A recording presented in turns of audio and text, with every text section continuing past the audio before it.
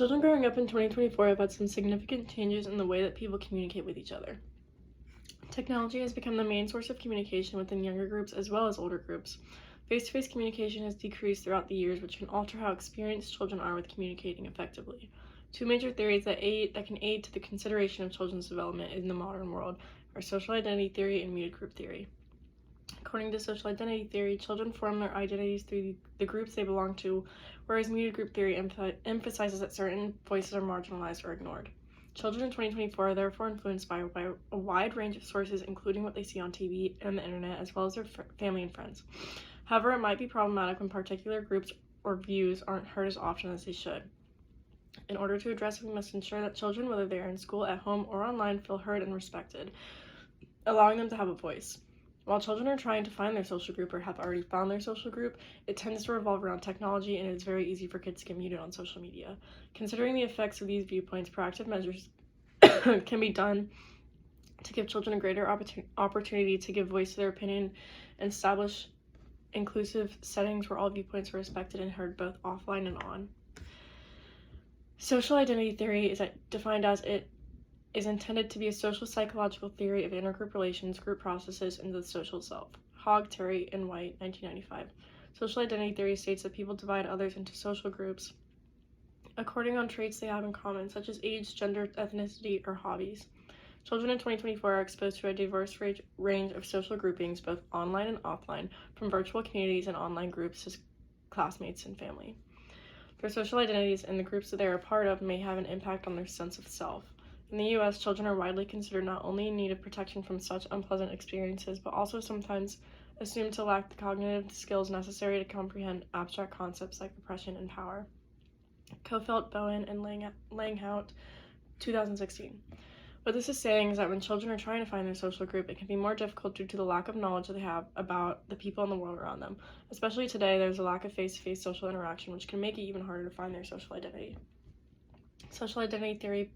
In social identity theory, people frequently give preference to those in their social group, the in-group, and over those in the other groups, the out-groups.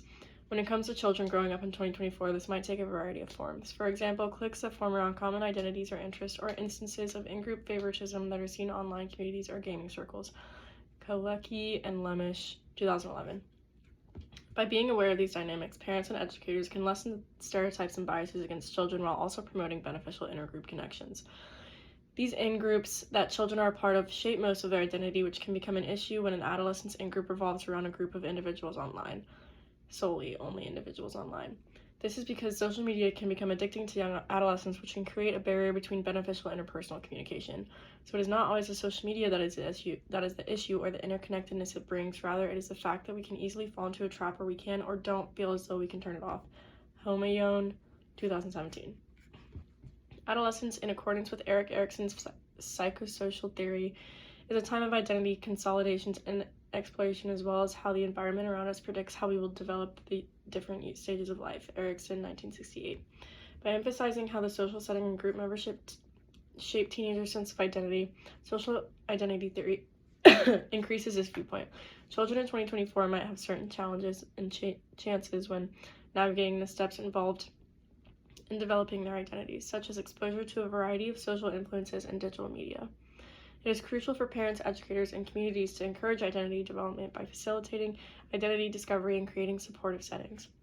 As this was addressed earlier, technology can be seen as a way for adolescents to thrive and express their opinions online, which can be a very good thing for them, but it can also isolate them from what is happening around them outside of the screen.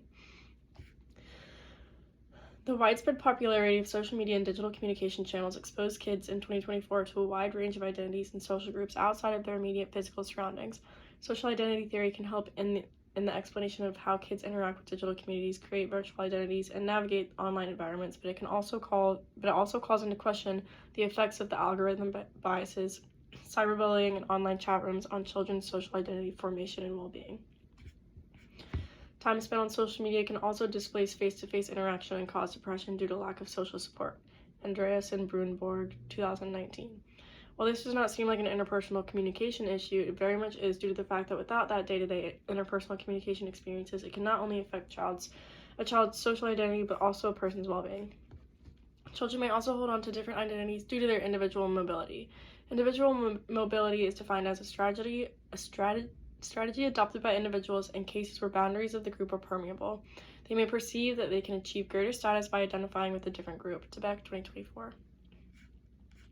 This mobility allows them to get a sense of what they want their identity to be, since it is very interchangeable. This part of social identity for children is not so much of the problem, since it is allowing them to search for what they want to be perceived as by other people. But it is also a struggle for many kids when always focusing on what other people think, more specifically girls, which has become a problem due to social media and technology. Trying to fit in and follow the social norms for what is being put out on social media can cause conflict within oneself when trying to find their social identity. Girls often use social media to generate social competitiveness among themselves by comparing themselves to the unrealistic ideals of edited women. They believe that they are inferior to other girls because they're not as pretty as them. Boys feel feelings differ from females' emotions, so they typically don't compare themselves to other boys. Coyne, Rogers, Zurcher, Stockdale, and Booth, 2019. Social competition results when the boundaries of the intergroup are relatively rigid and the individuals feel they have the same or higher status than that of similarly located groups. Tibet, 2024. The in-group of this instance would be the girls putting themselves out on social media. Overall, the experiences of children growing up in 2024 are examined through the perspective of social identity theory, which highlights the difficulties they have navigating a social environment that is becoming more strongly shared. Children have a wide range of challenges in creating and sustaining their social identities, ranging from managing many online personas to dealing with the effects of cyberbullying and overcoming social comparison. Furthermore, the widespread impact of digital technology makes it more difficult for them to critically interact with different viewpoints and build deep intergroup relationships. However, parents and trusted friends can help kids create strong identities and thrive in the digital age by acknowledging the challenges and effectively promoting digital literacy and inclusive communication practices. Muted group theory is a theory that involves silencing by the dominant group. Muted group theory, MGT, is a sociological tool that adds to the study of interactions between dominant and subdominant groups, including but not limited to men and women. Barkman, 2018. It involves the process of silencing by ridicule, ritual, harassment, and control. Muted group theory takes a role in children growing up in 2024 because children have historically been seen as a silent group in many situations, with adults frequently disregarding their needs, viewpoints, and experiences. Even though there has been a recent rise in awareness of children's rights and voices, power dynamics in families, schools, and societies at large continues to exist and may prevent children from fully expressing themselves and taking part in decision-making.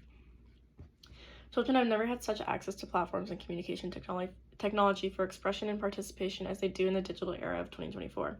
MGT would, however, force individuals to consider carefully whether digital environments actually give children a voice.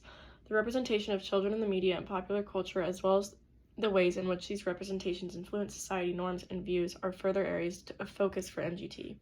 Children in 2024 may be exposed to a plethora of media messages and visuals that either magnify or muffle their voices. Children's voices are often ignored in the media. Nearly 3/4 of surveyed kids think that the media should show more people their age rather than grown-ups talking about them. Additionally, 69% say that the news media has no idea what the experiences of people their age, and less than half think the news covers issues that matter to them. Rob, 2017. Although this might seem like a problem that revolves kids growing up in 2024, it does by expressing how children might not. Although this might not seem like a problem that revolves kids growing up in 2024, it does by expressing how children might not feel as though their opinion matters to others when it gets shut down on the media.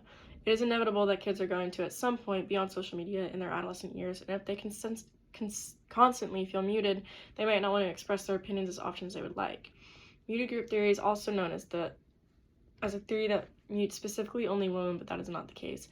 Shirley and Edwin Ardener came up with the muted group theory, and it stated that Edwin always maintained that muted group theory was not only or even primarily about women, although women comprise a conspicuous case in point. Shirley, 2005. Girls and boys apply to the fact that children overall can be muted on social media, whether it be through cyberbullying or peer pressure. Children may encounter situations on social media platforms where they feel under pressure to adopt popular views, behaviors, or trends in order to blend in or be accepted by others. Children who feel pressured to fit in may end up self-censoring their actual emotions in an effort to fit in and avoid rejection or judgment from their peers. This not only creates an uncomfortable environment, but it also renders how children speak in person. If they feel as though they cannot express themselves on social media, why would they want to express themselves face-to-face? There's no question kids are missing out on very critical social skills. In a way, texting and online communicating, it's not like it creates a nonverbal learning disability, but puts everybody in a nonverbal disabled context where body language, facial expression, and even the smallest kinds of vocal reactions are rendered invisible. EMC 2023.